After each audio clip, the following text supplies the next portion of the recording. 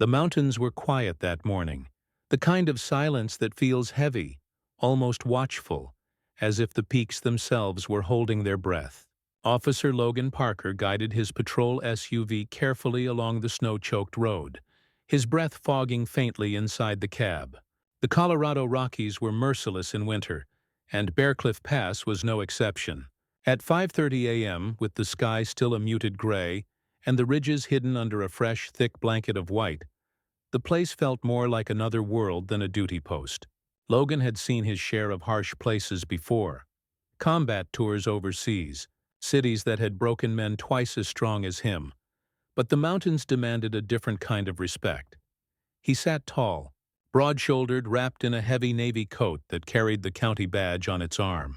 His hair, dark brown and short-cropped, already streaked with early silver at the temples, peeked from beneath his hood. His storm-gray eyes, calm but sharp, swept the tree line constantly. Years of service, first as military police, now as deputy sheriff, had left him with a soldier's reflexes and a hunter's patience. He wasn't a man who spoke much, but the silence of the mountains suited him. Beside him sat Ranger, his 6-year-old German shepherd, the only partner Logan truly trusted. The dog was striking. Lean muscle, thick black and tan fur, amber eyes that seemed to pierce through fog, through snow, through secrets. Once Ranger had been part of a federal narcotics task force, trained for precision and courage, until one raid had gone terribly wrong. Since then, both he and Logan had been reassigned to this quieter corner of the world. Yet the bond between them ran deeper than orders and leashes. They were both survivors, two loyal, scarred souls who trusted few, but trusted each other with everything. The hush of the snow-blanketed landscape broke suddenly. Ranger stiffened, ears erect, nose high, before letting out a sharp bark that echoed across the valley. Logan's hands tightened on the wheel. "What is it, boy?" he muttered, but Ranger wasn't waiting. He pawed at the window, muscles tense, gaze fixed downhill toward a steep, ice-slick slope. Logan's pulse quickened. He pulled to the side, braked hard, and barely had the door open before Ranger launched himself into the snow, a streak of black and tan against the blinding white. The dog barked again, urgent, insistent. Logan grabbed his flashlight, radio, and followed, boots crunching and sinking deep into the drifts. The air bit like knives against his exposed skin, the wind clawing at him, but he pushed harder, following Ranger's trail. Then he saw it. A black SUV, nearly swallowed by snow, its roof caved in from impact, teetering dangerously close to the edge of a ravine. One rear wheel spun slowly, squeaking against ice. Steam hissed from beneath the crushed hood. Ranger circled the wreck, barking sharply, his body rigid with alertness. Logan's stomach dropped. He sprinted the last stretch, wiped snow from the driver's window, and froze at the sight inside. An elderly woman slumped against the glass, her skin white as the drifts around her. Blood streaked her silver hair and soaked her temple. Her eyes fluttered open, cloudy and terrified, just long enough to find his. He yanked the frozen door handle, but it wouldn't budge. Setting his jaw, Logan braced his boot against the frame and hauled with everything he had. With a shriek of bending metal and breaking ice, the door gave way. The woman spilled into his arms, fragile and trembling. Later he'd learn her name, Margaret Hayes, 67 years old, a widow. But in that moment she was just a broken body in desperate need of saving. She wore a faded green winter coat, pearl earrings dulled with age, and a scarf that had once been white. Her features were delicate, softened by time but etched with grief too old to be new. Her lips moved faintly, barely a whisper. Logan leaned closer, his ear almost against her cracked mouth. "Please," she rasped, eyes wide with a terror that didn't belong to a car crash victim. "Please don't let them get it." Then her eyes rolled back, and she went limp in his arms. Logan froze, the words carving themselves into his thoughts. Not help me, not save me, but don't let them get it.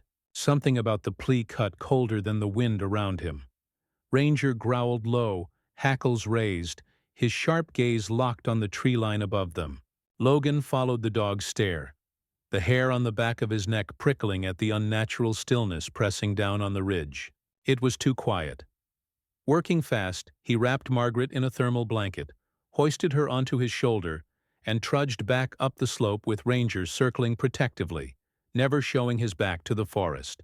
The climb was brutal, snow dragging at his legs, lungs burning with the icy air, but he didn't stop until they reached the patrol SUV. He laid Margaret gently in the back seat, cranked the heater, and tried to raise medical backup over the radio. Static crackled. The storm had already swallowed most of the signals. Margaret stirred weakly, clutching his sleeve with surprising strength. "No time," she croaked. We have to get to the bunker." "Before they do." Her voice broke, breath shallow, then her head lolled, unconscious again. Logan glanced at Ranger in the rearview mirror. The shepherd's amber eyes met his own, unblinking, as though he'd understood every word. Logan muttered under his breath, "Looks like this morning just got complicated." And with that, the patrol SUV plunged once more into the blizzard, its siren cutting through the storm like a warning, flare, an announcement to anyone watching that Margaret Hayes had not died in that wreck. The blizzard had not relented. Snow lashed against the Ranger, station's emergency cabin at Pine Hollow Ridge, the storm groaning against the timber walls. Inside, the cast-iron stove popped and hissed, filling the small space with wavering warmth and the smell of scorched wood. Logan sat on a stool, shoulders hunched, his jacket dripping melted snow into the cracks of the floor. Across from him, Margaret Hayes lay swaddled beneath a thick blanket, her breathing steadier, her eyelids twitching with exhaustion. Ranger remained at the door, a silent sentinel, ears flicking toward every sound, his body taut as if bracing for an unseen intruder. "You're safe now," Logan said quietly, though his tone carried more resolve than comfort. "But I need to know. What did you mean out there? Who's coming? And what can't they get?" Margaret's thin fingers clutched the blanket tighter, her voice breaking but determined. "My husband, Colonel Richard Hayes, 30 years of service, intelligence command, weapons projects, secrets no man should have carried. He left something behind. Proof. Records of a project the government denied existed. They called it Project Silver Tide." Logan's jaw tightened. "A biochemical weapon, a hidden bunker, a widow carrying knowledge powerful enough to kill for." Suddenly, this was no longer just a rescue. It was the beginning of something much bigger. And at that very moment, Ranger rose, fur bristling, a growl vibrating low in his chest. He stepped toward the frost-glazed window, nose pressed against the glass, eyes fixed on the storm outside. Logan stood at once, hand on his sidearm. "What is it, boy?" The dog barked sharply, darted out into the snow as Logan unlatched the door and followed with his flashlight.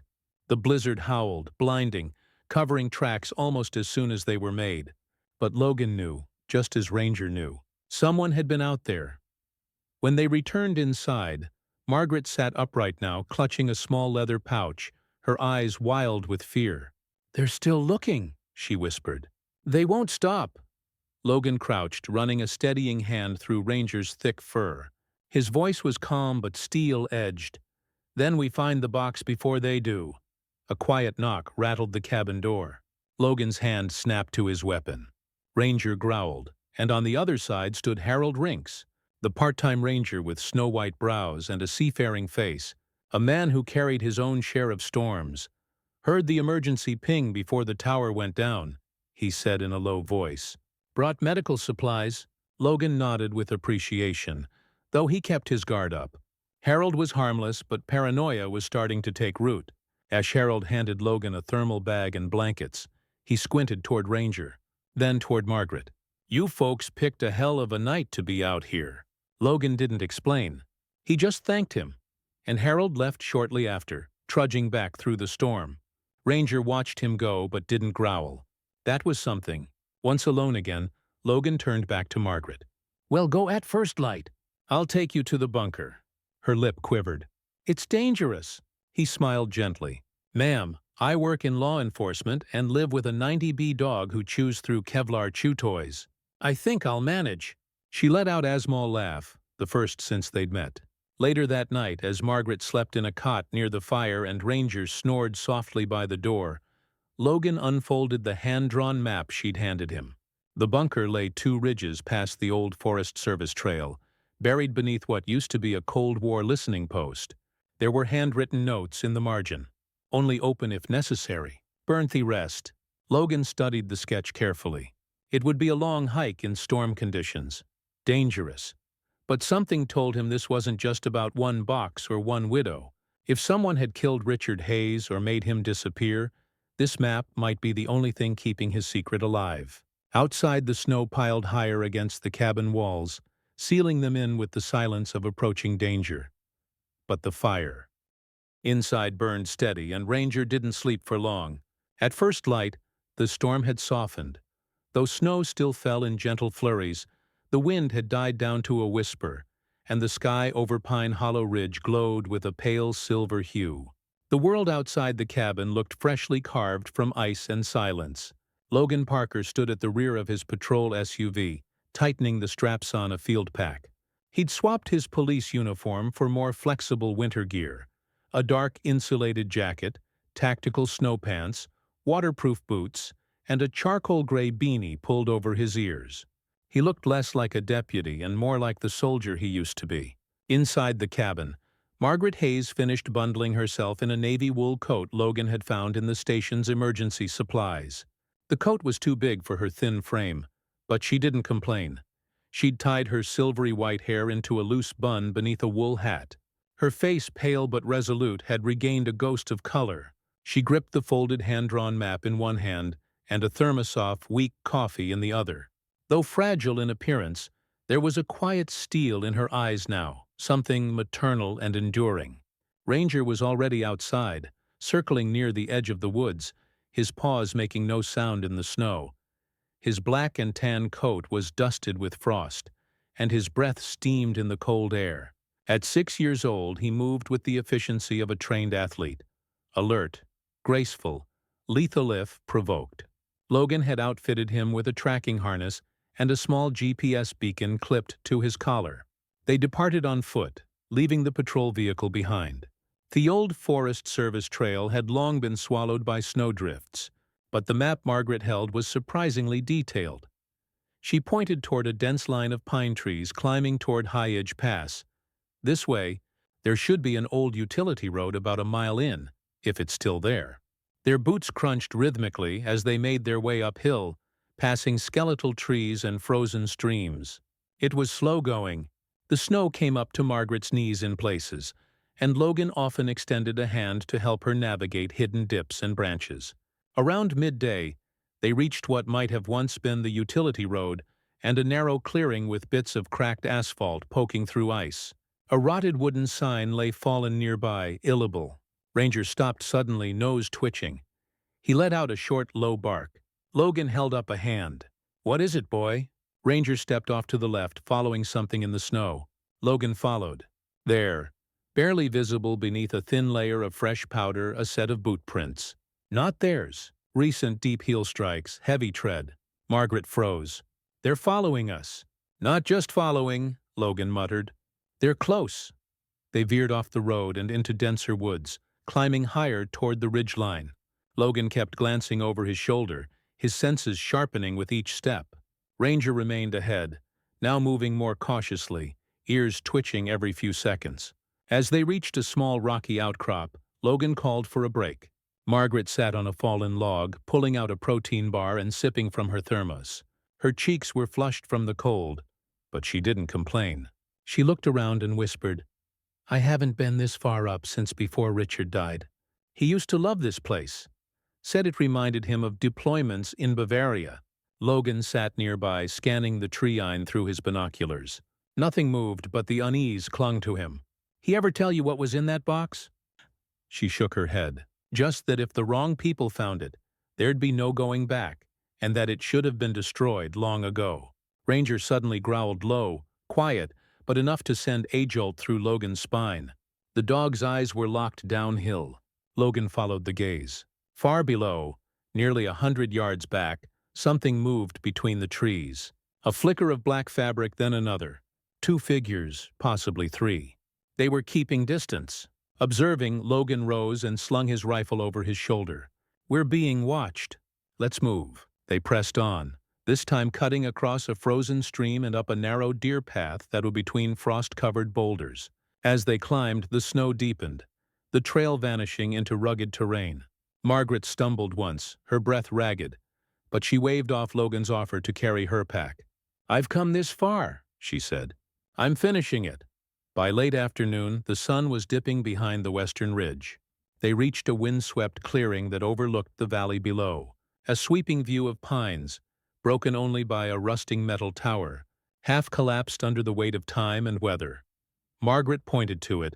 "The bunker's near there, just down the slope." Hidden under the rocks, Logan nodded. He led them around a grove of trees and found a shallow, snow-covered depression behind the tower base. Ranger paced in circles, then began digging with his front paws, snow and ice flying behind him. Moments later, a rusted metal hatch emerged, circular, embedded into the ground like the entrance to a forgotten world. A faded stencil still clung to the surface. U.S. military property, restricted access. Margaret clutched her scarf, her voice soft. "It's still here." Logan examined the hatch. The lock had long rusted through. With a few kicks and a crowbar from his pack, he popped it open. The stale smell of mold, oil, and old paper rose from the darkness below. "I'll go first," he said. "Stay with Ranger." She nodded. Logan descended the rusted ladder. Flashlight in one hand, rifle slung behind his back. The bunker was narrow and cold. Walls lined with ancient filing cabinets, scattered crates, and half-shattered light bulbs. But it was the far wall that caught his eye, a steel-reinforced container embedded in the concrete, with a biometric scanner now dead from disuse. But beside it sat a sealed black military lockbox, no bigger than a toolbox, secured with 3 manual latches, dust-covered, untouched. He picked it up and climbed back out. "Ishere," he told her exactly where he said. She didn't cry. She simply placed one hand over the box and whispered, "Thank you, Richard." Ranger let out a low bark. Logan's eyes narrowed. The trees at the far edge of the clearing were moving again. The trees stood frozen and silent around them, their limbs heavy with snow as the wind whispered through the pass. The world beyond the clearing seemed to vanish behind a veil of fog and white. But Logan Parker's focus remained fixed on the rusted hatch at his feet. His breath came in clouds, merging with the frost rising from the bunker's iron rim. Ranger stood beside him, tense and alert, his black and tan fur stiff with snow. The German shepherd's ears twitched, and he gave a sharp bark, then began pawing at the icy ground around the hatch with urgency. Logan knelt, brushing away snow and brittle pine needles, until the outline of a forgotten handle came into view. A circular grip crusted in rust, its hinges fused with time. Margaret Hayes hovered nearby, her gloved hands clenched around the lapels of her borrowed coat.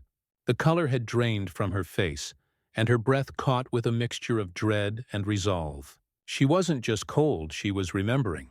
Logan slid the crowbar from his pack, wedging it beneath the handle. With a grunt and one solid pull, the hatch groaned open. The sound echoed like a ghost's sigh through the forest.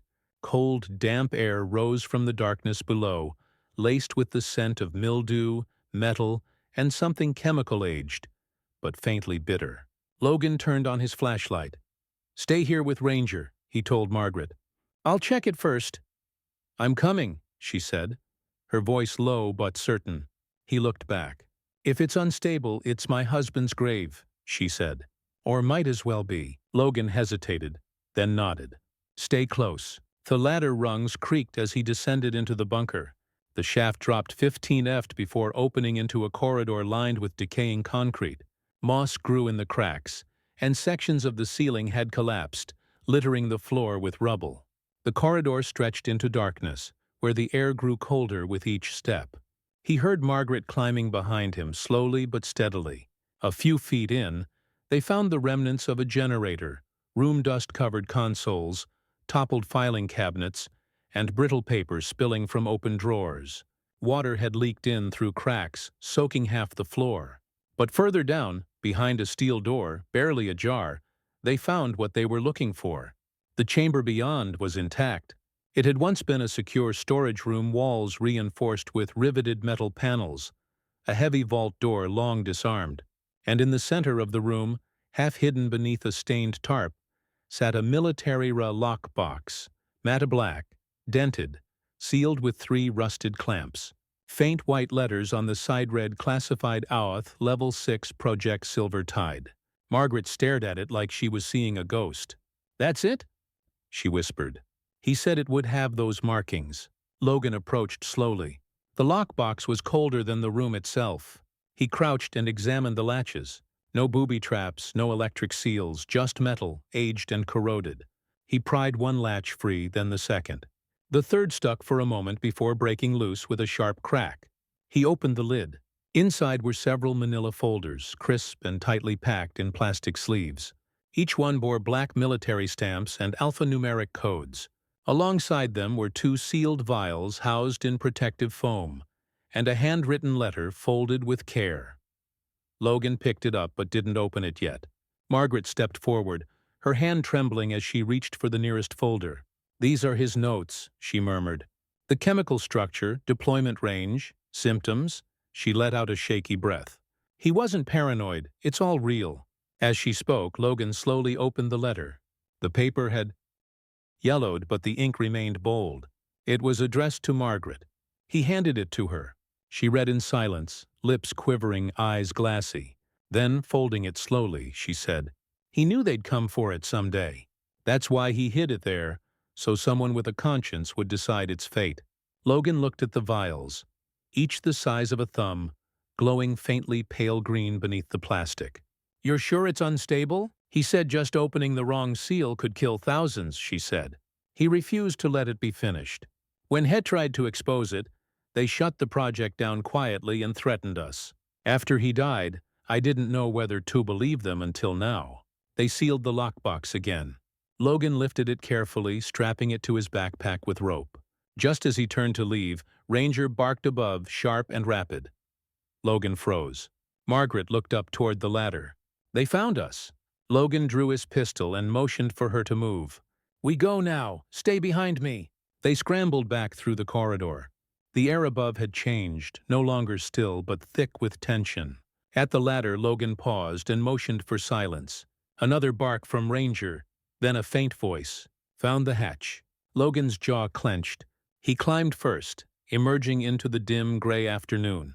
3 men in dark winter gear stood at the edge of the clearing, partially hidden behind trees.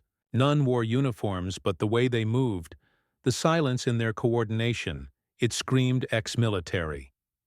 One man stepped forward, broad, in his 40s, with a dark beard and a scar along his temple. His name was Vince Calder, a former contractor known for his ties to illicit weapons trade. Logan had read about him years ago, back when Calder's company was shut down for unethical procurement operations. "Afternoon, officer," Calder called, voice casual, amused. "That box don't belong to you." "It doesn't belong to you either," Logan said, rifle slung forward now. "Back off." Ranger stood at Logan's side, a low, continuous growl in Heshest. The snow around him stirred as his paws shifted with focus, body braced to launch. Calder smirked. "We're just here to collect what's owed. Be a shame if things got messy." Behind him, one of the men raised a rifle slightly. Logan didn't hesitate. He fired once into the ground near the man's feet. The effect was immediate. Ranger lunged, barking ferociously. The group scattered momentarily behind trees. "Move!" Logan shouted to Margaret.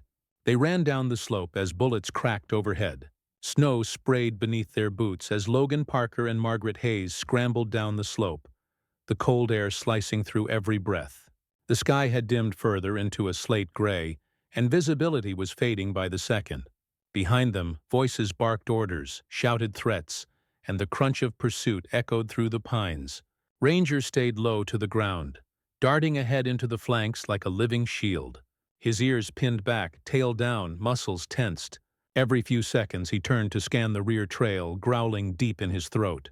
Logan had learned long ago that when Ranger growled like that, someone was close. Too close. "We're exposed out there," Logan said, panting. "Tree line now." He pulled Margaret behind a curved ridge where rock formations jutted up like frozen teeth. It wasn't much, but it gave them cover. He unslung the backpack, carrying the lockbox, and pushed it gently into Margaret's arms. "Hold this. Keep it under you." "What are you going to do?" she asked, her face pale but unwavering. "Buy us time," he said simply, pulling the pistol from his hip holster. "Ranger, heel!" The dog immediately moved to his side, tense and silent, waiting. Moments later, dark figures emerged at the edge of the ridge. Vince Calder, still wearing his smug half-smile, stepped forward with calculated slowness. The scar down his temple caught the last of the evening light.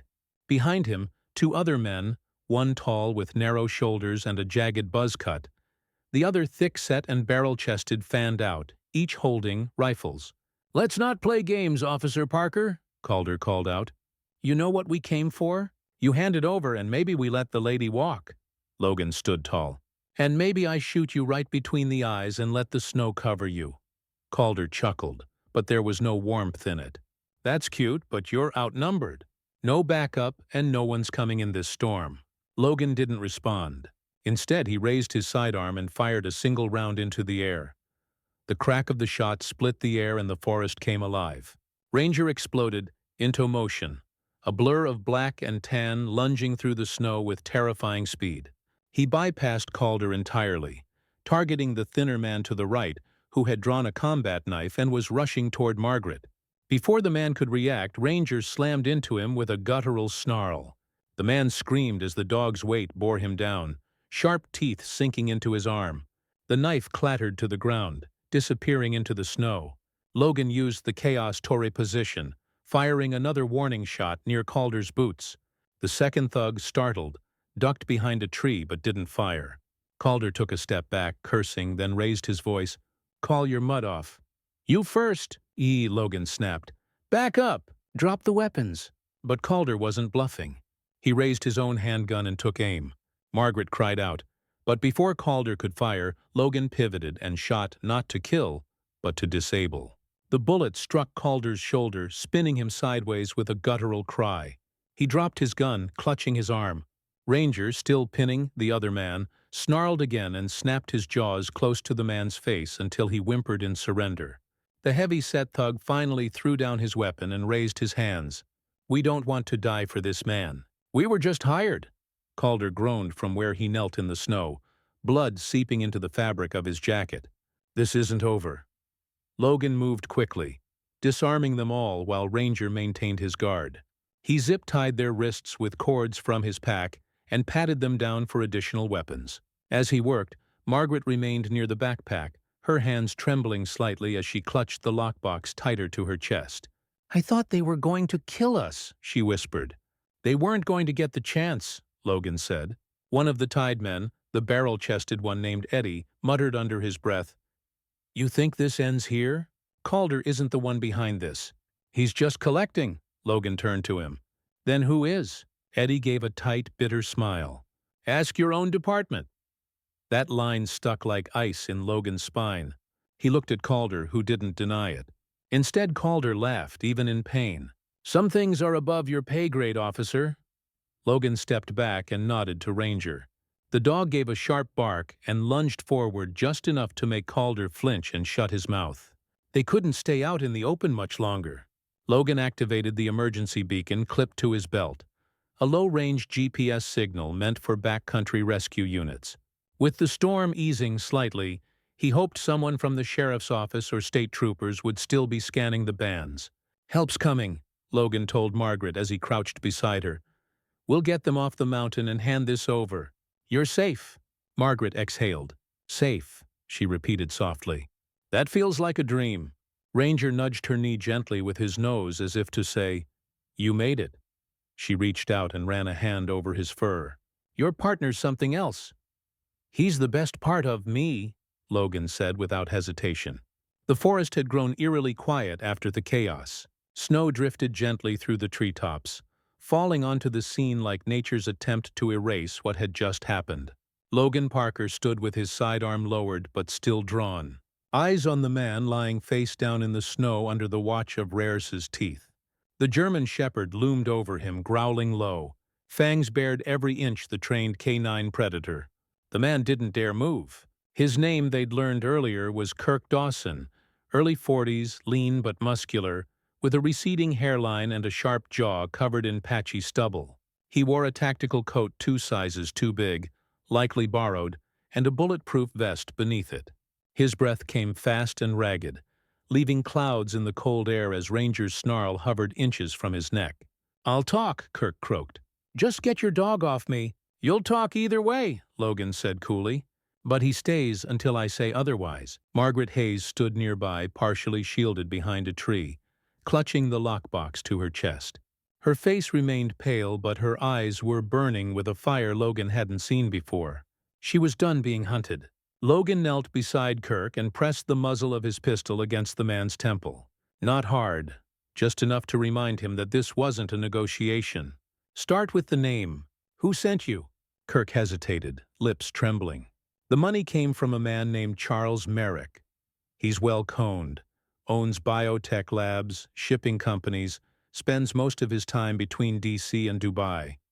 Margaret gasped. "Charles Merrick. He served with Richard during the early years." As Logan's eyes narrowed, "He military?" Used to be," Kirk answered quickly. "Special projects, then he went private. Started investing in defense tech, pharmaceuticals. Anything he could weaponize and sell in the box?" Logan asked. Kirk glanced nervously at Margaret. "He found out Colonel Hayes had kept a copy of the Silver Tide project. When your husband died, he figured the widow might know where it was." Margaret stiffened. "So he sent thugs to follow me?" Kirk looked ashamed. "He sent Calder. The rest of us got hired through intermediaries.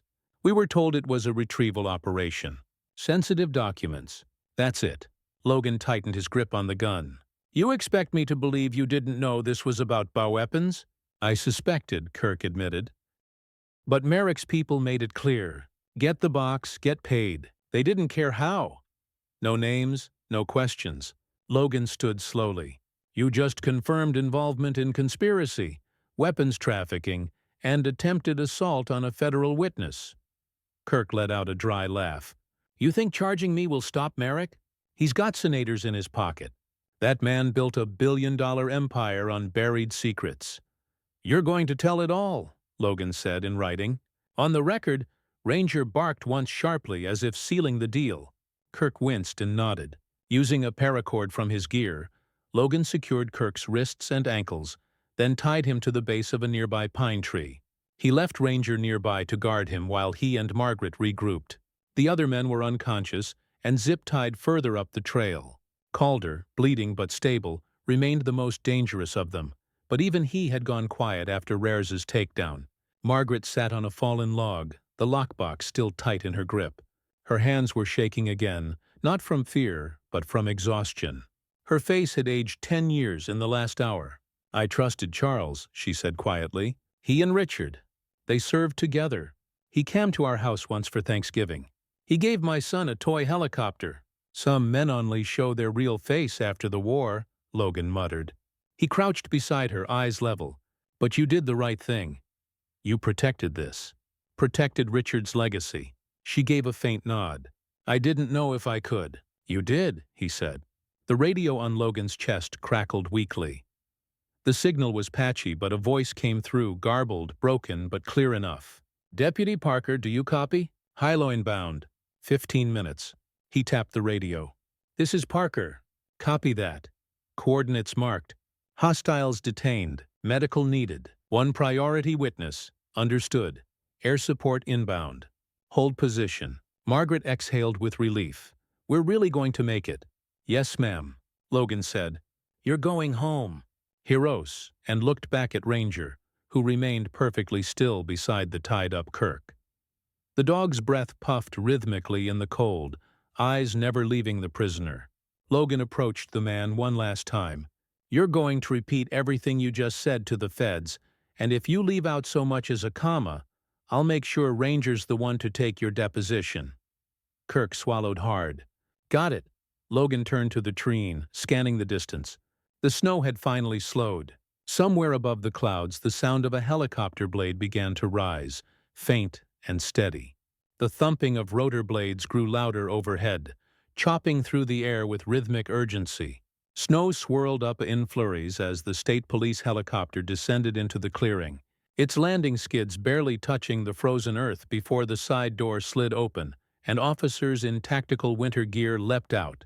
Rifles at the ready, movement swift and precise. Officer Cameron Rhodes led the team. A tall, broad-shouldered black man in his early 40s with sharp eyes and a calm, commanding presence. He wore a gray tactical parker, mirrored sunglasses despite the low sun, and a radio strapped across his chest.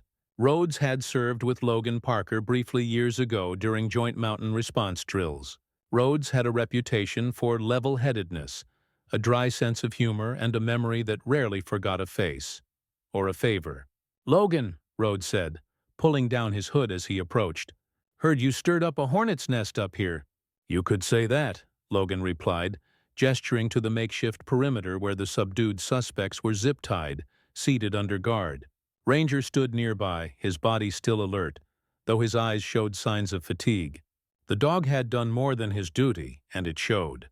Rhodes gave Ranger a nod. "Damn fine dog." "The best," Logan said. Rhodes turned to the prisoners, then toward Margaret, who stood a few feet away, her eyes red but dry, clutching the now-closed lockbox against her chest, like a mother cradling a child. "This her?" Rhodes asked. Logan nodded. "Margaret Hayes, widow of Colonel Richard Hayes." Rhodes raised an eyebrow and lowered his voice. "The Silver Tide case?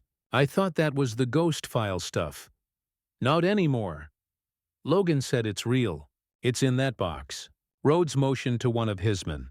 A young officer named Thomas Vega, no older than 25, stepped forward. Latino, lean and quick-moving, with dark hair tucked beneath a tactical cap, and eyes that darted quickly between Logan and Margaret. Vega carried a black hardshell evidence case and a biometric sealing tool. "Ma'am," he said gently, "may I take the contents for evidence transport?"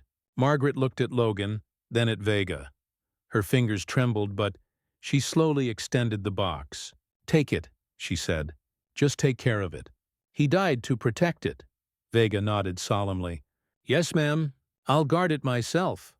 He sealed the box inside the reinforced case, activated the biometric lock, and affixed a tracking label. Then he handed her a printed chain of custody receipt from his portable printer. Margaret folded the paper without looking at it. She was watching Vega, watching how carefully he moved with the box, how seriously he took it. Tears welled in her eyes, but this time they fell freely, not from fear but release. Rhodes looked to Logan. "We'll get these guys back to base." Called her. "We'll talk. He's bleeding too much to keep his mouth shut." "And Kirk?" Logan asked. "He'll flip." "Already asked for a lawyer and a blanket." That's always a sign Logan didn't smile. He only exhaled, the tension beginning to ease from his shoulders. Margaret stepped forward. "What happens now?" Rhodes turned toward her. "Now we take this to the Department of Defense. Counterintelligence will handle the classified elements. But more importantly, what you did, what your husband did, it's going to come out. People will know what was nearly unleashed and how close we came." Margaret nodded. He always feared no one would believe him. "They will now." Logan placed a hand gently on her shoulder. "You did everything right." Nearby, Ranger let out a soft bark. Not the alarm kind, but almost like a sigh. He sat next to Margaret and pressed his head against her knee. She reached down and ran her fingers through his snowed fur. "Thank you," she whispered. The helicopter blades began to spin again, the liftoff sequence starting. Rhodes gave Logan a look. "You staying up here?" "Just until they're gone." "Then I'll hike back down with Ranger Rhodes." Paused. "You sure?" Logan glanced at the teary-eyed, the place where shadows had once hidden armed men, and then at the footprints now filled with fresh snow. "Yeah," he said. "You need a little quiet." Margaret climbed aboard the chopper with the agents. Before the door closed, she looked back once more. Her gaze met Logan's. She placed a hand to her heart and nodded. Then she was gone, lifted into the air along with the box, the documents, and the pieces of a secret that had lived far too long in the dark. As the sound of the helicopter faded, Logan stood in the silence that followed. The sky had begun to open above, letting in patches of blue. Ranger sat beside him, still as a statue, until Logan gave him a quiet pat on the head. "Let's go home, partner." The wind had softened over the past few weeks, no longer howling like it had during the storm. Instead, it whispered gently through the pine trees that stood like silent sentinels along the slope of the Colorado mountainside. Snow still blanketed the ground in patches, melting in slow, stubborn rhythms beneath a pale spring sun.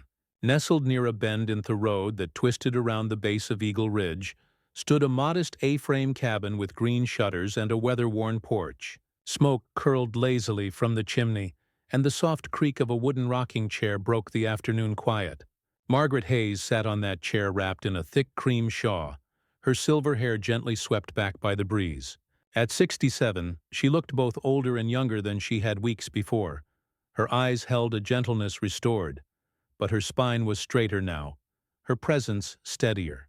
Grief no longer consumed her. It merely lingered at the edges like a shadow at sunset. Inside the cabin, the wood-burning stove crackled, and the faint scent of cinnamon and pine needles drifted through the air. Out front, a dark blue sheriff's SUV pulled into the driveway. The driver's door opened and Logan Parker stepped out.